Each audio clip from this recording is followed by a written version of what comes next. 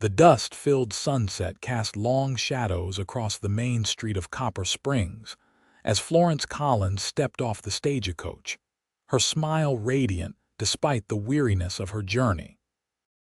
It was 1876, and the young woman's arrival stirred immediate whispers among the townsfolk, who had gathered to witness the new schoolteacher's entrance into their small corner of Wyoming territory.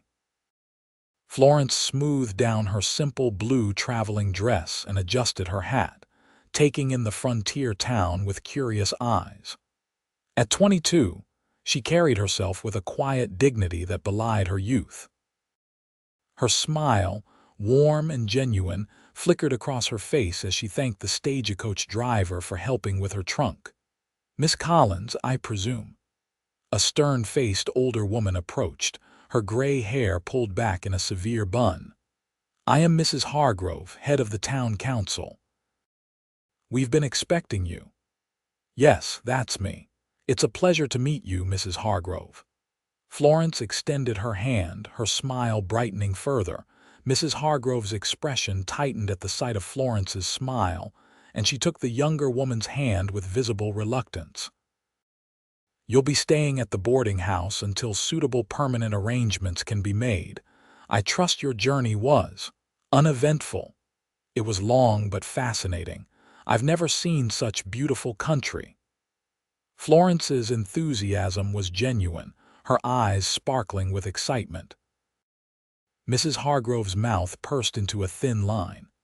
"Miss Collins, a word of advice. In Copper Springs, we value propriety and restraint, particularly in our schoolteacher." Florence's smile faltered slightly. "I'm not sure I understand. Your expressions, they're rather forward." "A lady of quality maintains a more reserved countenance."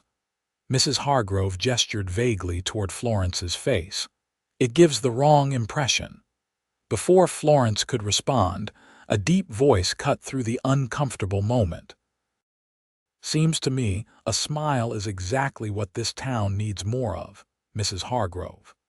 Both women turned to see a tall man leading a chestnut mare down the street. Zachary Yates tipped his hat with calloused fingers, his sun-weathered face breaking into a smile of his own. At 27, he was known throughout the territory as one of the finest horse trainers and most skilled cowboys around. "Mr. Yates," Mrs. Hargrove acknowledged stiffly, "this doesn't concern you. Just offering a friendly welcome to our new schoolteacher." He turned to Florence. "Don't mind Mrs. Hargrove. Some folks around here think a woman's smile is something to be rationed like coffee during hard times." Florence couldn't help but laugh, which only deepened Mrs. Hargrove's frown. "Miss Collins will be staying at Martha's boarding house," Mrs. Hargrove said curtly. "I suggest you focus on those wild horses you're supposed to be breaking instead of concerning yourself with matters of the town." Zachary shrugged good-naturedly. "Just being neighborly." "Welcome to Copper Springs, Miss Collins. If you need anything, my ranch is just north of town." As he walked away, leading his horse, Florence found herself watching him with interest. There was something refreshingly honest about his manner that contrasted sharply with Mrs. Hargrove's cold reception. "Come along, Miss Collins," Mrs. Hargrove said, interrupting her thoughts. "Martha is expecting us, and there's much to discuss about your duties." The boarding house was a two-story wooden structure with a wide porch and clean, if sparse, rooms. Martha Jenkins, a widow in her 50s, welcomed Florence warmly, though her eyes darted nervously to Mrs. Hargrove several times during the introduction. "Your room is upstairs, first door on the right," Martha explained. "Supper's at 6 sharp. We keep respectable hours here." After Mrs. Hargrove finally departed, Martha's demeanor softened considerably. "Don't you mind her, dear. She runs this town like it's her personal kingdom, but most folks are good-hearted." "Thank you, Mrs. Jenkins. I appreciate your kindness. Call me Martha, everyone does. And that smile of yours, don't you dare hide it. This town could use some brightness." Florence unpacked her few belongings, wondering what she had gotten herself into. The teaching position had seemed perfect a chance to make a difference in a frontier community. She hadn't expected her facial expressions to be cause for concern. The next morning, Florence rose early and dressed carefully in her best teaching dress, a modest forest green with a high collar and long sleeves. She pinned her light brown hair into a neat bun and practiced a more reserved expression in the small mirror over her washbasin. Martha chuckled when she came downstairs. "You look like you're attending a funeral, not teaching arithmetic." Mrs. Hargrove made it clear that my demeanor should be restrained. Nonsense. Those children need a teacher who loves them, not another taskmaster. Martha placed a hearty breakfast before her. "Eat up. Teaching is hungry work." The schoolhouse was a simple one-room building at the edge of town. 20 children of various ages were already waiting outside when Florence arrived. Their curious eyes followed her as she unlocked the door with the key she'd been given. "Good morning, children. I'm Miss Collins, your new teacher." A few mumbled greetings came back to her. Florence took a deep breath and smiled warmly at them. "Shall we begin our day with introductions?" The morning progressed better than she had hoped. The children, initially wary, began to respond to her enthusiasm and genuine interest in them. By lunchtime, even the most reluctant students were participating. As the children ate their packed lunches in the schoolyard, Florence noticed a group of women watching from across the street, their heads bent together in conversation. Occasionally, one would glance her way with obvious disapproval. "Don't mind them, Miss Collins," said Emma, one of her older students. "They do that with everyone new." "Do what, Emma? Talk about them." "My ma says they don't have enough to do, so they make up stories." Florence felt a chill despite the warm spring day. "What kind of stories?" Emma shrugged. "Just stuff. They said the last teacher was too strict. Before that, they said the other one drank whiskey. They always find something." After school, Florence walked through town to familiarize herself with her new home. Copper Springs was larger than she had initially thought, with several streets of businesses and homes spreading out from the main thoroughfare. She smiled and nodded at people she passed, but noticed that many women quickly averted their eyes or responded with tight-lipped nods. She stopped at the general store to purchase some writing paper and a few personal necessities. The shopkeeper, Mr. Olson, was friendly enough, but his wife watched her with narrow eyes from behind the fabric counter. "You're the new schoolteacher," Mrs. Olson said. It wasn't a question. "Yes, I am. Florence Collins. It's nice to meet you. You seem young for such responsibility." "I completed my teacher's training in Boston last year." "Eastern ways don't always translate well out here, Miss Collins. We raise our children differently." Florence maintained her smile, though it took effort. "I'm eager to learn about Western customs. The children are wonderful." "Yes, well, children are impressionable. They look to adults for proper examples." Mrs. Olson's gaze lingered pointedly on Florence's face. "Especially their teacher." Florence paid for her purchases and left, feeling distinctly uncomfortable. As she walked back toward the boarding house, she heard the drumming of hooves and turned to see Zachary Yates riding into town on a magnificent black stallion. He spotted her and slowed his horse, tipping his hat. "Afternoon, Miss Collins. How was your first day of teaching?" His friendly manner was such a contrast to what she'd been experiencing that Florence's smile returned full force. "The children are delightful, Mr. Yates. I think I'm going to enjoy teaching them very much." "Glad to hear it." He dismounted with easy grace. "Mind if I walk with you a ways? I'm headed to the mercantile." "Not at all." They walked side by side, Zachary leading his horse. "I hope the town's been welcoming," he said. Florence hesitated. "Everyone has been polite," he chuckled. "That's diplomatic of you." "I've lived here 5 years, and sometimes I'm still treated like an outsider because I wasn't born in Copper Springs. Mrs. Hargrove seems to have strong opinions about proper behavior. Mrs. Hargrove thinks smiling is one step away from dancing on tables at the saloon. His blue eyes crinkled with humor. Don't let her dim your light, Miss Collins. Your smile is as pure as spring. Florence felt a warmth spread through her that had nothing to do with the afternoon sun. Thank you, Mr. Yates. That's very kind. Just speaking the truth. Oh, and it's Zach to my friends. Then you must call me Florence. They had reached the mercantile, and Zach tipped his hat again. Good day, Florence. I hope our paths cross again soon. That evening at supper, Martha noticed Florence's thoughtful expression. Something on your mind, dear? I met Mr. Yates again today.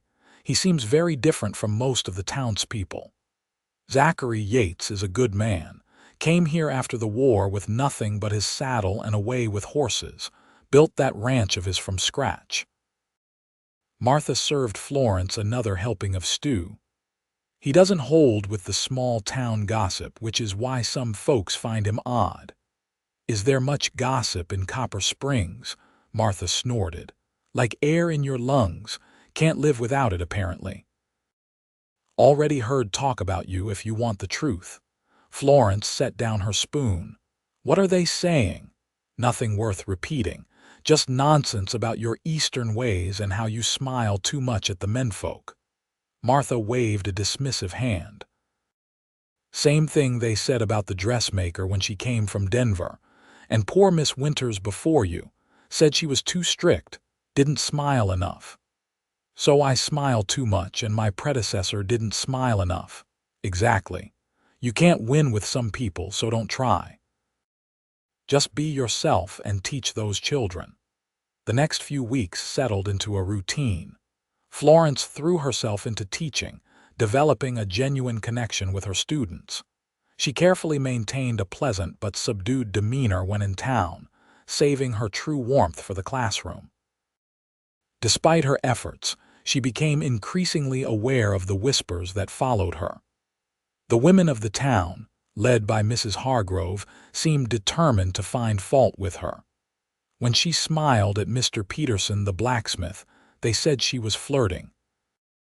When she engaged the butcher's son in conversation about his studies, they claimed she was being forward. It might have been bearable if not for the school board meeting scheduled for the end of her first month.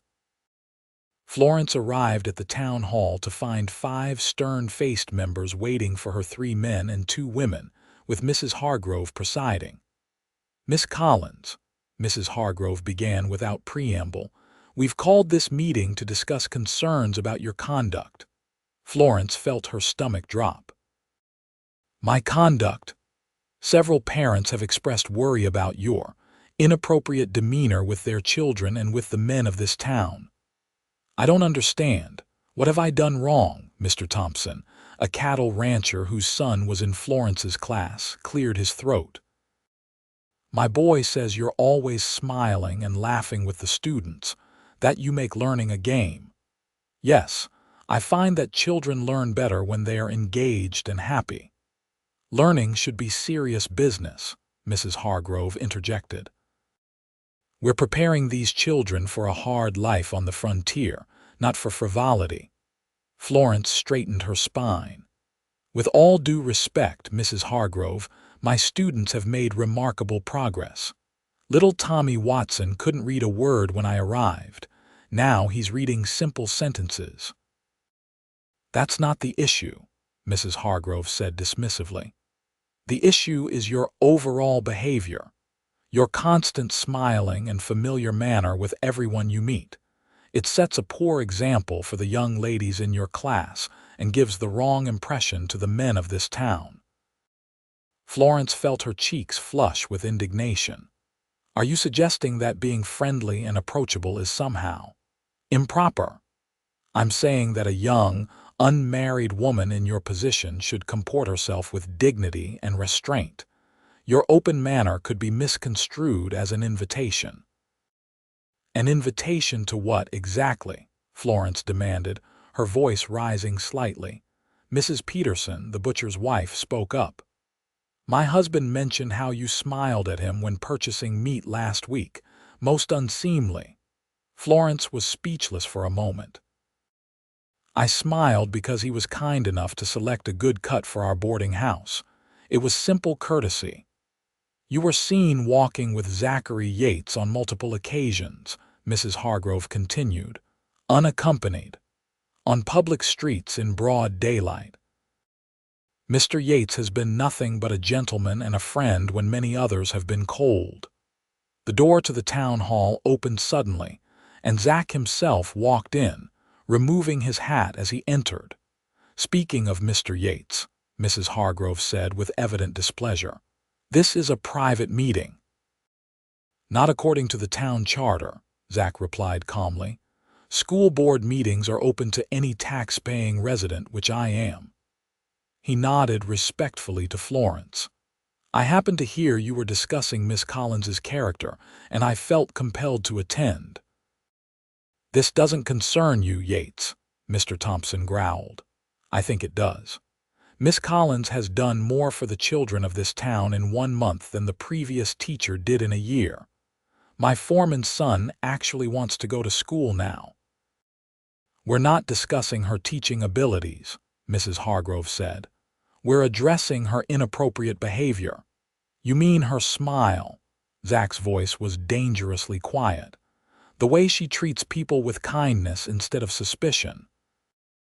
The way she makes everyone feel valued, even the children others have given up on. Her behavior suggests a lack of moral character, Mrs. Hargrove insisted. A woman's virtue is reflected in her demeanor. Zach laughed, the sound sharp with disbelief. That's the most ridiculous thing I've ever heard.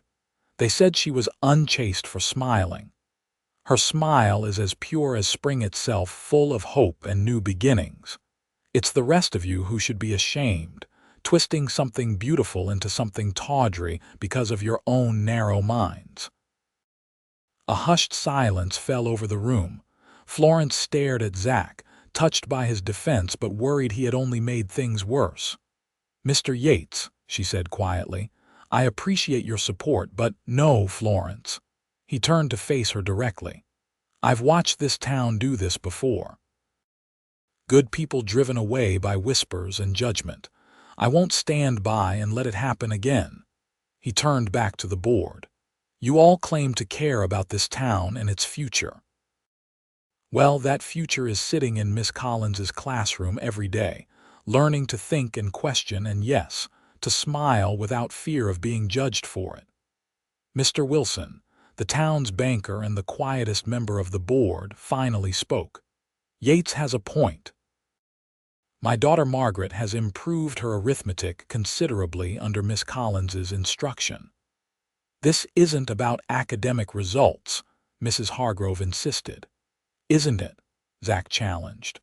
Or is it about maintaining your control over this town by deciding who belongs and who doesn't? Mrs. Hargrove's face flushed with anger. How dare you? I dare because someone needs to. Miss Collins has done nothing wrong except refuse to be as miserable as some of you seem determined to be. Florence found her voice. I came to Copper Springs because I wanted to make a difference. I believe in the power of education to change lives. If my teaching methods or my personality don't suit this community, then perhaps I should look for a position elsewhere. No, Zach said firmly. This town needs you. The children need you. Mrs. Peterson shifted uncomfortably in her seat. My Sarah does seem happier about school lately. Mr. Thompson nodded reluctantly. My boy's reading has improved. Mrs. Hargrove looked around at the wavering board members with disbelief. Are you all being swayed by this? This nonsense. We have standards in this community. Maybe our standards need reconsidering, Mr. Wilson suggested mildly. Times are changing, Agatha. The meeting ended in an uncomfortable stalemate, with the board agreeing to observe Florence's teaching for another month before making any decisions about her continued employment. Outside the town hall, Florence found herself walking alongside Zach in the gathering dusk. "Thank you for what you said in there," she told him. "Though I fear you may have made Mrs. Hargrove even more determined to see me gone." Agatha Hargrove has been the self-appointed moral guardian of Copper Springs for too long. Someone needed to stand up to her. He looked down at her, his expression serious. "You shouldn't have to change who you are to please people like that." "Maybe not, but I do need this job. Would you walk with me a while? There's something I'd like to show you." They strolled to the edge of town, where the buildings gave way to open country. The setting sun painted the landscape in shades of gold and amber, and in the distance, Florence could see a sprawling ranch house and several outbuildings. "Is that your ranch?" she asked, the flying Y. Pride was evident in his voice. "Started with 10 acres and 2 broken-down horses. Now I've got the best breeding stock in 3 territories. It's beautiful. It's home." He turned to face her. "Florence, I've been meaning to say, that is, I wanted to tell you." She waited, her heart suddenly beating faster. "I've never met anyone like you," he finally said. "Someone who sees the good in people, who brings light wherever she goes. This town doesn't deserve you, but I hope you'll stay anyway." "Because of the children." "Because of the children," he agreed. "And because I'd like the chance to know you better." Florence felt her smile breaking free, the genuine, unreserved smile she'd been trying to suppress for weeks. "I'd like that too, Zach." The next day at school, Florence noticed a change. Several mothers who had previously avoided her gaze now nodded in greeting when dropping off their children. Mr. Thompson actually tipped his hat to her. Inside the classroom, she continued as before, encouraging her students with smiles and praise. When little Mary Peterson correctly recited her multiplication tables, Florence couldn't help but clap in delight. "Miss Collins," Mary asked during the lunch break, "my ma says you might not stay as our teacher." "I hope to stay, Mary. I enjoy teaching all of you very much." "Good, because you're the best teacher ever, and Mr. Yates told my pa that too." Florence felt a warmth spread through her chest. "Did he?" "Uh-huh. He came to our store and told pa that you were a blessing to this town, and that anyone who couldn't see it was blind as a bat in daytime." Florence laughed. Imagining Zach saying exactly that over the next few weeks, Florence noticed more changes in the town's attitude toward her. Martha reported that the gossip had shifted focus to the new waitress at the hotel restaurant. More parents began stopping by the schoolhouse to observe her teaching methods, and most left with thoughtful expressions rather than disapproval. Zach called on her properly at the boarding house, taking her for rides in his buggy on Sunday afternoons. They talked for hours about books, horses, teaching, and their dreams. He told her about fighting in the war, about building his ranch from nothing, about losing his parents young and making his own way. She shared stories of growing up in Boston, of her passion for education, of her desire to see more of the world than just the East Coast. "You're the bravest person I know," he told her one evening as they watched the sunset from a hilltop overlooking the town. "Coming all this way alone, standing up to Agatha Hargrove and her cronies. I don't feel brave. Sometimes I feel very alone. You're not alone anymore." He took her hand gently. "If you'll have me as a friend." "Just a friend?" she asked, surprising herself with her boldness. His eyes darkened as he looked at her. "I'd like to be more than that, Florence, much more, but I won't rush you." The end of her probationary period arrived, and Florence entered the town hall for another board meeting with her head held high. To her surprise, the room was packed with parents and other townspeople. Mrs. Hargrove called the meeting to order with evident annoyance at the large turnout. "We're here to discuss Miss Collins's continued employment. If I may, Mrs. Hargrove," Mr. Wilson interrupted, rising from his seat. I've taken the liberty of polling the parents of our students. 28 out of 30 families have expressed strong support for Miss Collins's teaching methods and wish her to continue. That's not the only consideration, Mrs. Hargrove insisted. It should be the primary one, Mr. Thompson said, surprising Florence. My boy's reading better than I do now. Whatever else you might say about Miss Collins, she's doing right by our children. One by one, parents stood to voice their support. Even Mrs. Peterson admitted that her daughter's interest in learning had blossomed under Florence's guidance. Mrs. Hargrove's face grew increasingly pinched as the tide of opinion turned firmly against her. Very well, she finally conceded. Miss Collins may continue as teacher, provided she maintains appropriate decorum. Define appropriate decorum, Agatha, Zach called from the back of the room. Because if you mean she should stop smiling or showing kindness, I think we all disagree. Murmurs of agreement rippled through the crowd. Mrs. Hargrove's lips thinned to a nearly invisible line. The board will not dictate Miss Collins's personal expression, but we expect professional behavior, which she has consistently demonstrated, Mr. Wilson concluded. I move that we offer Miss Collins a permanent position as the schoolteacher of Copper Springs. The motion passed with only Mrs. Hargrove dissenting. Outside, Florence found herself surrounded by well-wishers. Parents thanked her for her dedication to their children. Even some of the women who had previously avoided her now offered cautious congratulations. When the crowd finally dispersed, Zach was waiting. Congratulations, Miss Collins. Seems like Copper Springs has finally come to its senses. I can hardly believe it, she admitted. Just a month ago, they were ready to run me out of town for smiling too much. They just needed time to see what I saw right away, that your smile isn't just beautiful, it's genuine. It comes from a good heart. They walked slowly toward the boarding house, the evening air cool and sweet with the scent of spring flowers. I've been thinking, Zach said as they reached Martha's front porch. My ranch house is too big for just one person. It was built for a family. Florence's heart skipped a beat. Oh.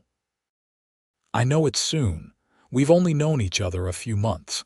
But sometimes, Florence, you just know. He took her hands in his. I love you. I love your smile and your spirit and your kind heart. I love the way you fight for what's right and the way you've changed this town for the better. Zach. You don't have to answer now. Just know that whenever you're ready, there's a place for you at the Flying Y, a place where you'll never have to hide your smile. Florence looked up at him, at the earnest expression on his face, and felt something settle in her heart. I love you too, Zach. I think I have since that first day when you defended my smile. He leaned down slowly, giving her time to pull away if she wished. Instead, she met him halfway, her lips finding his in a kiss that felt like coming home. 3 months later, Florence Collins became Florence Yates, in a ceremony attended by the entire town, even Mrs. Hargrove, whose disapproving expression had softened somewhat over time.